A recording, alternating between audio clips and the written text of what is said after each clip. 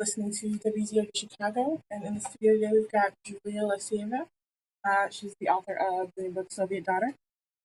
So say hi to everyone, Julia. Great. Thanks for having me. It's great to be here. Hi, everyone. So tell me about the book. Yeah. So, Soviet Daughter, A Graphic Revolution is a graphic novel that is based entirely on the memoirs of my great grandmother, who emigrated along with my entire family and myself from Kiev in the USSR to Chicago in 1992. So the book is based on her life story and is also sort of about our relationship. So about 80% of it is entirely about and based on her life and things that she's written herself in her memoirs. And then about 20% of the book is about our relationship, my relationship between with my great grandmother. And so she and I were very, very close growing up. And even though I was, extremely, extremely young when we came over from Kiev, but we immediately bonded, and she was the closest person I had in my family. So I wanted to create this graphic novel as an homage to her life. And also to tell people what it was like in the Soviet Union, to describe how it was to live there. She lived a very, very colorful life. She was a secretary for what ended up becoming the KGB.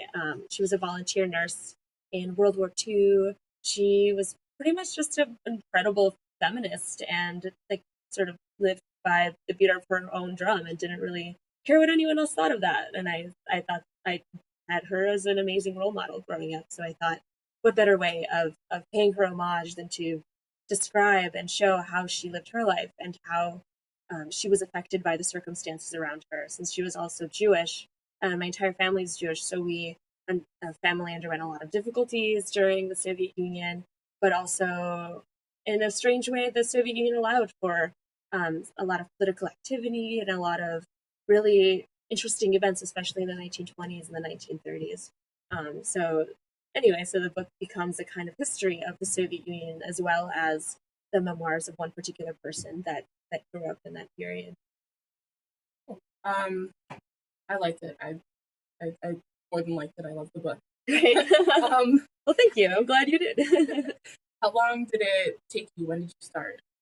Oh man. Well, so my great grandmother was born in 1910 and died in 2010. So she lived to be 100, and I kind of knew that my family knew kind of vaguely that she was writing these memoirs, but we didn't really think that we didn't know how serious it was. We didn't know how detailed.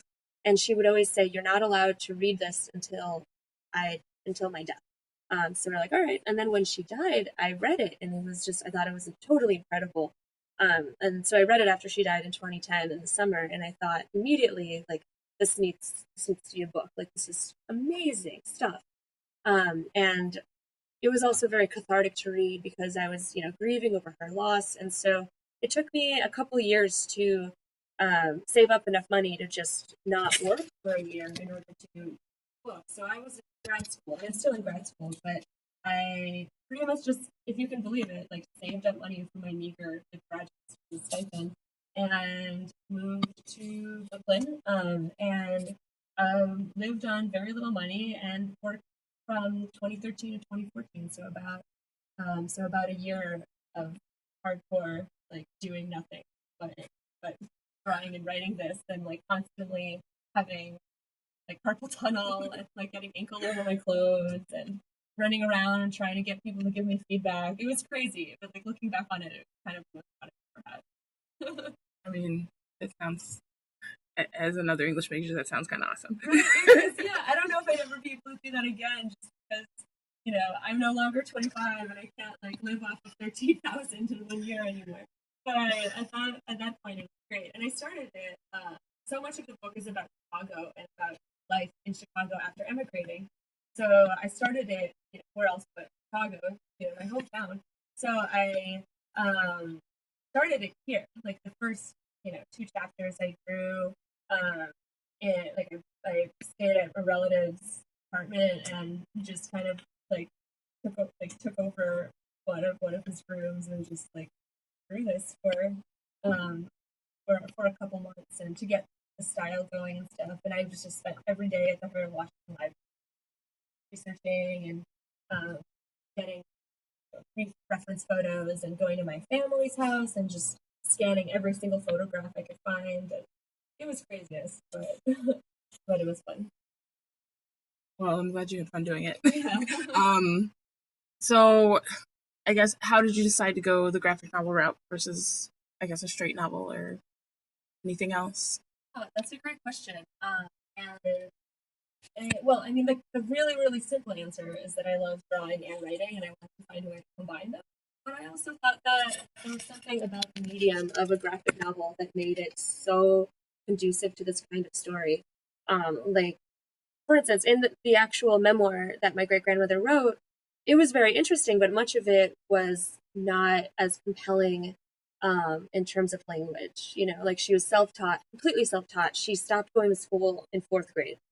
So she has a very interesting writing style that is, created by someone who is self taught, but it's not something that, I could just like transcribe, translate, and then send over to like a publisher and have them It's just, it doesn't have that refinedness of language that I think people are more used to.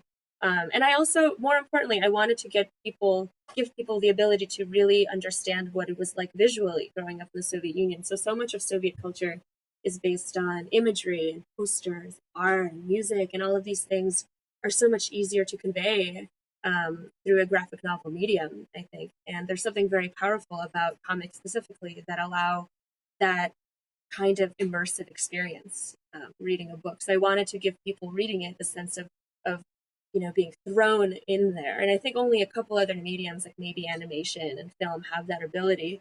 But there's something about picking up a book in your hands and just kind of being thrown into that world through comics that I've always loved, and I wanted to give people that same sensibility. So I think it. Yeah, cool. All right. I'm glad you do. I don't know. I mean, so the second edition's coming out, right? Or Yes. came out? I am not actually totally sure what an edition. I'm thinking of editions more in the sense of like printmaking. Like you have your first run and then you change it a bit and then you have your second run. So it finished its first pressing and it was sold out, which was really exciting. Because my publisher is Microcosm Publishing, and they're based out of Portland, Oregon. They're super DIY. They started off as a zine distributor. They like Joe, who's in charge of Microcosm, Joe Beal, like carts everything around, along with my editor Ellie Blue, like on bikes all over Portland. Like it's amazing, and they were able to take this tiny zine distributor in the 90s and turn it into this incredible publishing house that still does a lot of zines. But because they're so independent, they don't have the funds to make these huge print runs. And so I believe the first print run was 4,000. So we sold out of that, and now we're going into the second pressing. So it's cool. It has like the slightly crisper paper. We like look back on feedback that we got and added certain things to the covers and stuff. But really, it's like the fundamental book is the same. It's just like the cover is like a little brighter, stuff like that. But yeah, it should be in bookstores around the city and the country. It's definitely in places like Chicago Comics and Movies. It's in Barnes and Noble and stuff. But I always tell people to support, their local comic shops and bookstores, because Amazon is just so awful for distributors, for independent publishers, for authors that are just the worst. Even though it's very common and easy, but please support your local bookstores, guys. It's just fun. I Yeah. mean, how can you not love like piles and piles of books? Yeah. Those are my favorite types of bookstores where you walk in and it feels like you touch something. All the books are gonna fall. I know. Like you're gonna die, and it's gonna be great. It's gonna be great. Like, Best death. Burial by books. That's how I want to go. Oh, So totally. keep that in mind, people. Burial by books.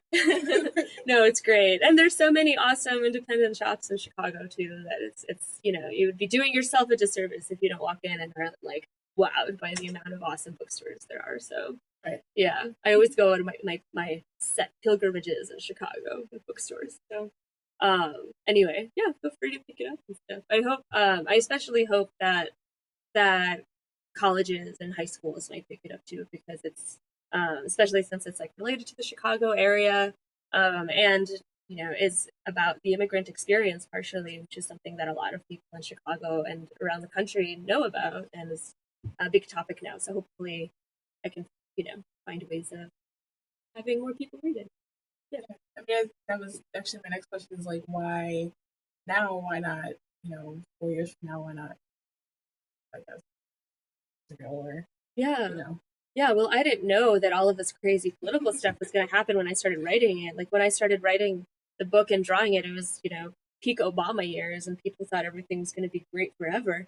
But I mean, obviously, naive thing to think. But then suddenly, as I was finishing it, around July, August of 2014, there were all those news events about Russia shooting down Ukrainian planes. The war was happening there. Everything started becoming really prescient. Suddenly, the Russia, after hearing that the Cold War was over and that that's not a big deal anymore, everything's fine. All of these issues came about, and we realized, like, wait, fascism still exists in the world, still exists today, and now it happens to exist in the United States. So isn't that fun?